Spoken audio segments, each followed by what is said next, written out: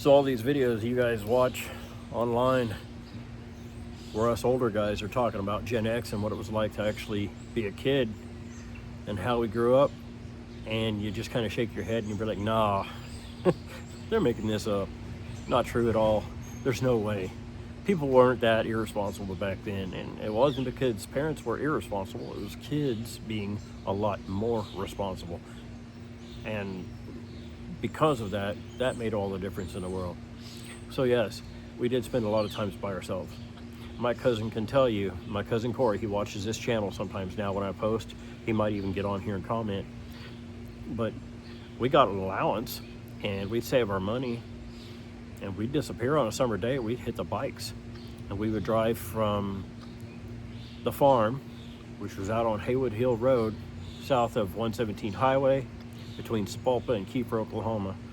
It was a Sapulpa address, but we went to Kiefer School. But we'd get on bicycles and hit the dirt road, go up our long dirt driveway across 2 cattle guards and hit Haywood Hill Road and head north. And I just measured the distance on a map today, on Google Earth actually, and as the crow flies, it's 1.37 miles was the distance to a gas station on 117 Highway, right where Haywood Hill Road tees into that. And back then it was called Barber Superette. And yeah, we'd get on our bikes and we'd ride our bikes about 1.5 miles one way, hit that gas station after crossing a very busy 4-lane highway, and buy ourselves pop, candy, whatever we wanted. Then we'd get back on our bikes and we'd ride home. And the ride home, Corey can tell you, it sucked because a lot of it was uphill. So coming home, especially when the temperature was over 100 degrees Fahrenheit, was always nightmarishly terrible. But there for a while, there's an old steakhouse out there that had opened up and it burnt down. And it just left. It stayed there for years and years, just derelict. It caught on fire, it burnt, fire department came, put the fire out. Nobody blocked off the building. You could just walk into it, go through it, take anything you wanted. And we did. We'd stop halfway, well, not halfway home, but at the top of the biggest hill and take a break, and we'd go inside this old, burnt down, condemned, derelict steakhouse and walk around and go behind the counter and look at the old dishes and plates and silverware and stuff like that that survived the fire, but it was all still there. And literally running around in condemned buildings. Not only that, but this whole 3-mile bike trip to the gas station, not one single adult knew we were doing it. Not one single adult the whole time this is going on had any clue that this was going on. And we'd get all the way home and they'd be like, oh, hey, didn't even miss us. Because they were so used to us being out of the house first thing in the morning after, the sun comes up. You get up, you eat breakfast, you grab yourself something to drink. And if you don't leave, you're going to be put to work dusting grandma's knickknacks and helping her sort through her record collection. And there's only so many times of doing that you're willing to actually bite the bullet and do that before you realize, we just need to get out of the house. And so that's what we did. We were literally not expected to be seen until lunchtime. You come in the house, you grab something to eat, something to drink, and then right back out the door you went. And then at dinner time, a lot of time, and my cousin Corey can tell you, we'd be gone down off in pastures miles away from home. Nobody knew where we were, what direction we were in, but Grandpa would always assume, okay, well, they're probably down on the back part of the 40-acre farm somewhere, or over on Bob's property or somewhere. And he would literally drive down the hill and sit in his truck and just lay on the horn to honk. No idea where we were, but we would hear the horn. Oh, that's Grandpa. We better head up to the truck. And we'd get up to the truck and he'd be like, well, I didn't want nothing. I'm just letting you know, Grandma and I are going to the town. We wanted to know if you wanted to go with us or not. No, I'm good. We're having fun. We're out playing, goofing off, doing what kids do. All right. And he'd leave. And then we wouldn't go home until literally the street lights came on, because even though we were out in rural Oklahoma on a farm, we did have security lights. And we'd come home when the security lights come on, just enough time to get in the house, take a bath, and eat some dinner and go to bed. But yeah, they'd literally have to come and find us, because they hadn't seen us in 10 hours, 11 hours, 12 hours. Hadn't seen us, hadn't had any contact with us sometimes, because we didn't always go home for lunch. It was a farm. We were country kids.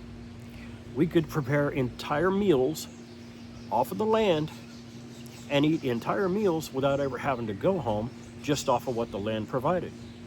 We could hunt, we could fish, we knew where all the wild edibles were, where the blackberries were, where the poke was, where the wild green onions grew, all this kind of stuff. And there were several times that we fed ourselves off of the land. We'd go down to the pond, catch a couple of Kentucky bass, good-sized Kentucky bass, cook them right over a fire. And I'd go up to the hen house sometimes, because we had chickens. But I'd go up to the hen house and grab a couple of eggs out of the nest and take them down to the woods, and me and my cousins would sit and cook up. We'd do fish right over the fire, and we had a little pan, and we put eggs in it, make scrambled eggs with wild green onions and poke, and that would be a meal for us.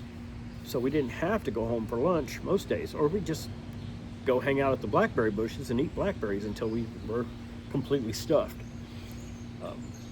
But yeah, that was life. I can't even tell you how many times nobody had a clue where we were, which direction, for miles and miles, because we had a lot of land out there that we had all the permission in the world to stomp around on, as long as we didn't do anything, cause any damage.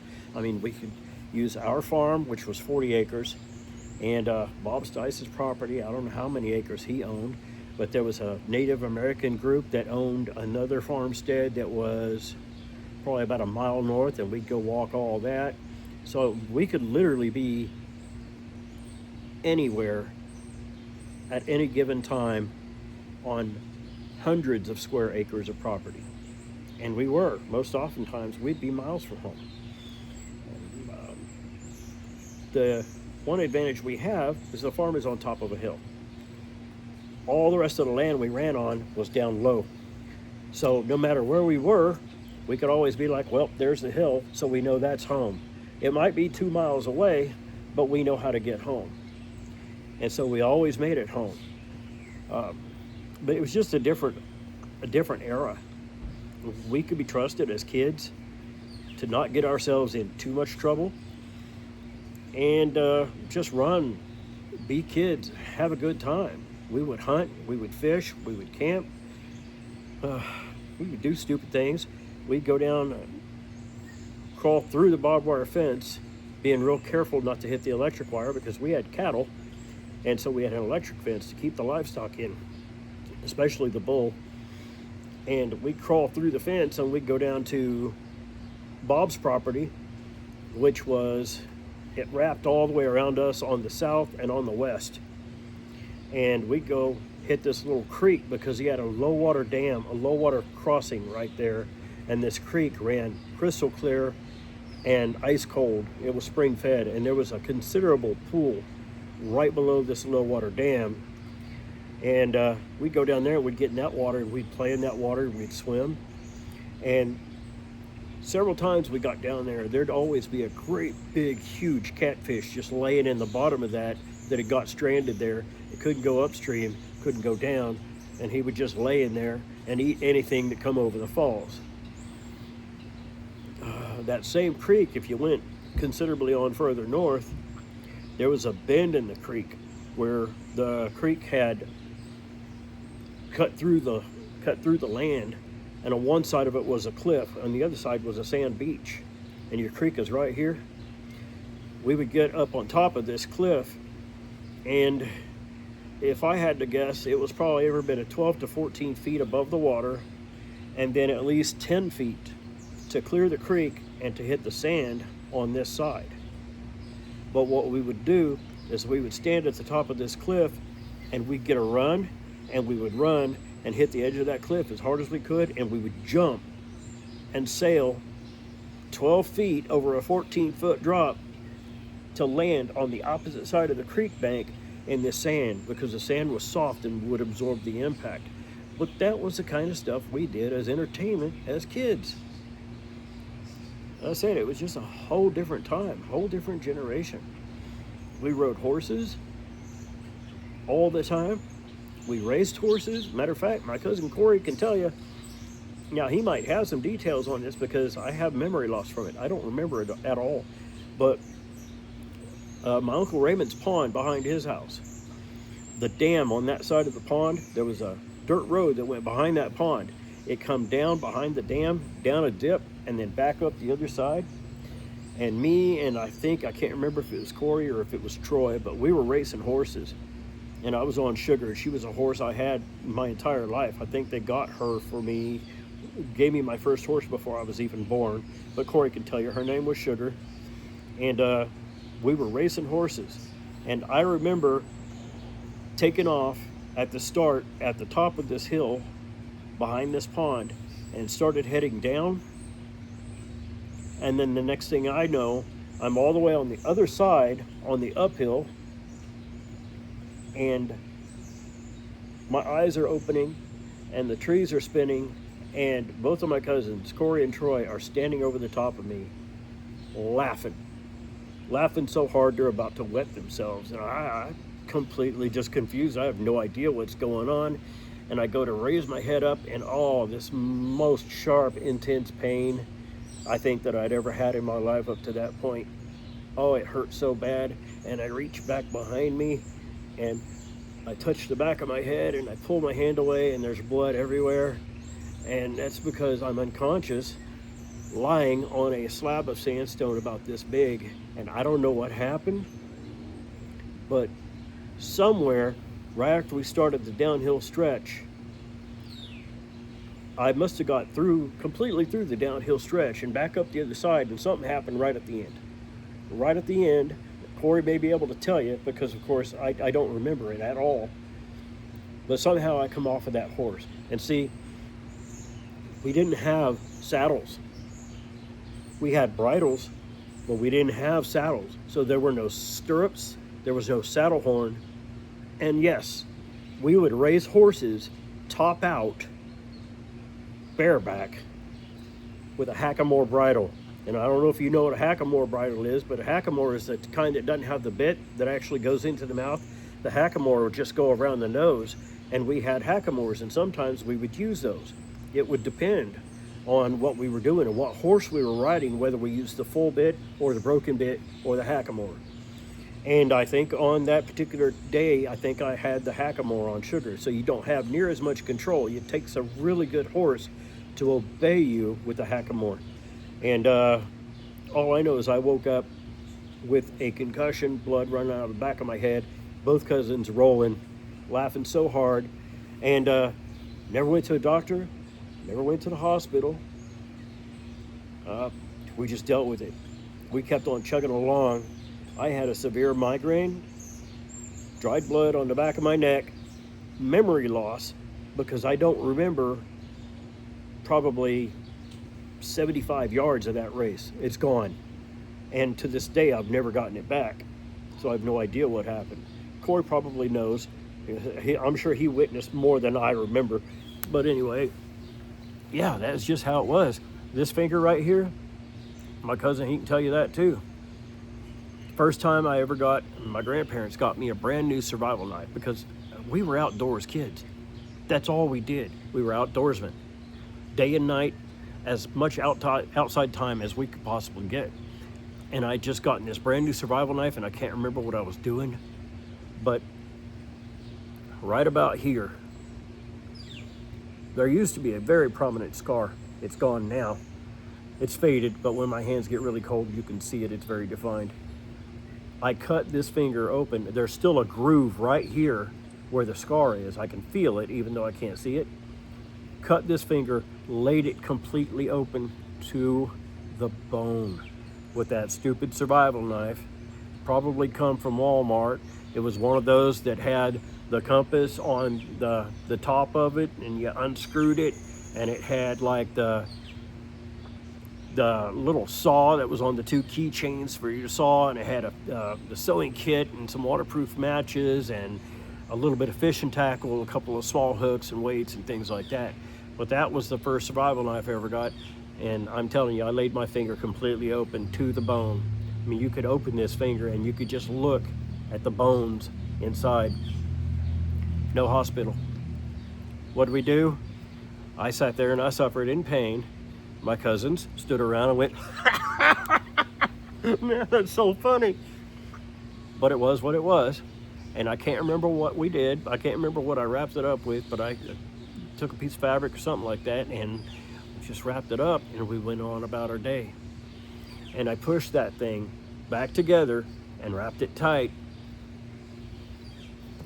And as you can see, I don't even think I have a visible scar from that. This finger, same thing. That was a cut through this knuckle at about a 45-degree angle. And I severed something in there. But this finger, I even splinted it when I wrapped it up. And this is proud flesh. It grows on top of that scar. And every so often it gets sore enough where I have to just cut it off and shave it down. And it never did heal right. So instead of my finger setting like it's supposed to, well, that's what it does. No doctor's appointment, no hospital. Treated it myself, pushed the cut together. If I remember right, I put something like super glue, something like that on it to close it up, and used a stick and some tape and made myself I'm shaky. Used the stick and some tape and made myself a splint, hoping that when it healed, it would heal straight instead of being like it is. But there we have it. Again, not a hospital, not a doctor's appointment, no stitches, no antibiotic, no nothing. We were completely self-sufficient, even in emergency situations. So when you hear all these stories about Gen X, guys, yes, every bit of it's true. We're not pulling your chain. We're not lying to you. I've been lacerated to the bone twice. I've had twisted ankles. Matter of fact, my cousin could tell you about this one too. We were riding horses. It was one of the summer days. I know it's turning out to be a long video, but I got a lot to say. It was one of those summer days where we had asked, hey, can we ride horses today? And Grandma and Grandpa were like, no, it's too damn hot. You can't be riding them horses today. It's way too hot for that. And so they got in the truck and went to town. Of course, we rode anyway. And we didn't have saddles, like I said. No, let me take that back. I think on that occasion, I did actually put a saddle on Sugar. I did, and I can remember that now because the saddle horn come into play. But we saddled up and we took off down the pasture, and we were walking over this area of ground. It was sandstone and just dead grass and stuff like that. There were a lot of what's called mountain boomers in Oklahoma. They're collared lizards by everybody else's reckoning, but we call them mountain boomers. There was a lot of mountain boomers in that area, and we were riding the horses, and Sugar, my horse, should just come to a complete dead stop. Would not move.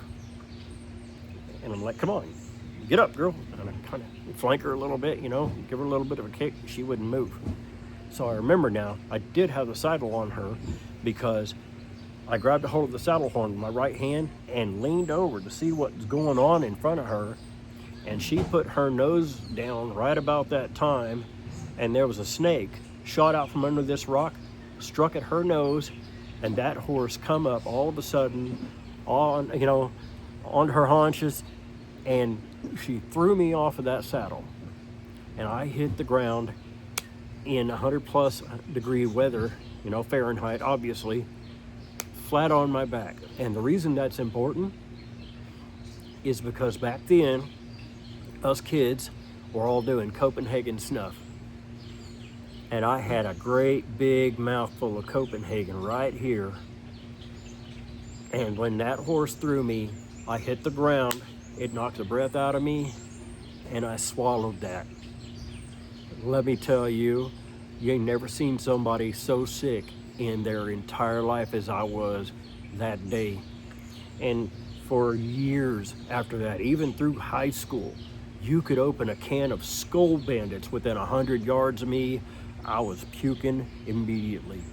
Couldn't stand to be anywhere near chewing tobacco, Skoal of any kind, none of that. Snuff, none of that stuff. Anything tobacco, instantly I would lose my lunch. But it was because that horse threw me and I swallowed that great big mouthful of Copenhagen. And true to form, I remember my cousins busting up and just laughing their butts off at my misfortune. You know, I look back on it now and yeah, it was hilarious. It really was. But yeah, that was life. It was what it was, and it was a great time to be alive.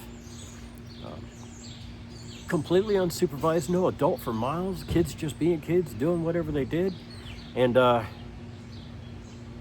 man, if I could pick any time period to have grown up, I'd pick being born in 1970 and growing up in the 70s and 80s all over again. I got a million stories like this one, but this is a very long video. So I thank you guys very much for watching. If you made it to the end, thank you. God bless you. I'll see y'all later on another video.